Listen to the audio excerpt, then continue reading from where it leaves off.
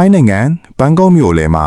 အလုံမြင့်မာပြီးမပြီးဆုံးသေးတဲ့အဆောက်အဦတစ်ခုရှိနေပါတယ်။လူတွေကတော့ဒီနေရာကို Ghost Tower လို့ခေါ်ကြပါတယ်။ဒါဟာစာချွန် Unique Tower ပါ။ဒီအဆောက်အဦကို1990ခုနှစ်အတွင်းစတင်တည်ဆောက်ခဲ့ပြီး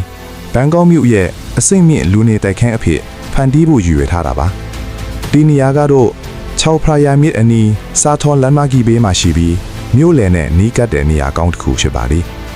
အဲ့ဒီအချိန်ကာလပါထိုင်းနိုင်ငံစီးပွားရေးကမြန်တိုးတက်နေပြီးဒီလိုအဆောက်အဦကြီးတွေအများကြီးတည်ဆောက်နေကြတာပါ။ဒါပေမဲ့1990ခုနှစ် Asian Financial Crisis ဆိုတဲ့စီးပွားရေးအကြီးအကျယ်ပြိုကွဲမှုတစ်ခုဖြစ်ပေါ်ခဲ့ပါတယ်။အဲ့ဒီအကျိုးဆက်ကြောင့်စာချွန် Unique Tower ရဲ့ဆောက်လုပ်မှုဟာရွတ်တက်ရပ်တန့်ခဲ့ရပါတယ်။ပြီးတော့ဒီအဆောက်အဦဟာအစွန်းရောက်နေတဲ့အခြေအနေမှာပဲမပြီးဆုံးပဲထားလိုက်ရပါတယ်။အချိန်ကြာလာတာနဲ့အမျှတိတ်ဆိတ်နေတဲ့ဒီအဆောက်အဦထဲမှာလူတွေဝင်းတက်တဲ့နေရာတစ်ခုလိုဖြစ်လာခဲ့ပါတယ်။ပြိုလဲနေတဲ့လီကားတွေဖုန်တွေနဲ့ပြည့်နေတဲ့အခန်းတွေတကားမရှိတဲ့အိမ်ခန်းတွေ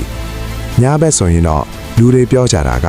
အပေါ်ထက်တွေကနေခြေလန်းတန်တွေကြားရတယ်။တချို့ကတော့အရေးတစ်ခုလှုပ်ရှားနေတာကိုမြင်ခဲ့တယ်လို့ဆိုကြတယ်။တချို့ဆိုတတ်သွားပြီးပြန်ဆင်းလာတဲ့အခါမှာနောက်ကနေတယောက်ရောက်လိုက်လာတယ်လို့ခန်းစားရတယ်လို့ပြောကြတယ်။ဒါပေမဲ့ဒီနေရာကိုနာမည်ကြီးအောင်လုပ်ခဲ့တာကတော့1990ခုနှစ်မှာဖြစ်ခဲ့တဲ့အဖြစ်တစ်ခုပါ။နိုင်ငံသားတယောက်ဟာဒီအစာကိုထက်ကိုတက်သွားပြီးအပေါ်ထက်တစ်ခုမှာမိမိကိုယ်ကိုတက်တည်ခဲ့တယ်လို့သိရပါတယ်။အဲ့ဒီနောက်မှာတော့လူတွေကဒီနေရာကိုအန်ဒီရရှိတဲ့နေရာတရေရှိတဲ့နေရာဆိုပြီးပို့ပြီးကြောက်လာကြပါတယ်။ယနေ့မှာတော့စာထွန် Unique Tower ဟာဘန်ကောက်မြို့ရဲ့အထင်ကရ abandoned building တစ်ခုဖြစ်နေပါပြီ။ခရီးသွားတချို့ကတပ်ပုံရိုက်ဖို့စမ်းကြည့်ဖို့တက်ကြတည်ပေမဲ့အာနာပိုင်တွေကဝင်ခွင့်မပေးတဲ့နေရာတွေထပ်ပါတယ်။နေ့ဘက်မှာကြည့်ရင်ဒါဟာမပြီးဆုံးသေးတဲ့အဆောက်အဦတစ်ခုလိုပဲထင်ရနိုင်ပါတယ်။ဒါပေမဲ့ညဘက်တိတ်ဆိတ်သွားတဲ့အချိန်မှာလေးတိုက်တန်ထဲမှာခြေလန်းတန်တွေအတန်မတိတဲ့တန်းစင်တွေ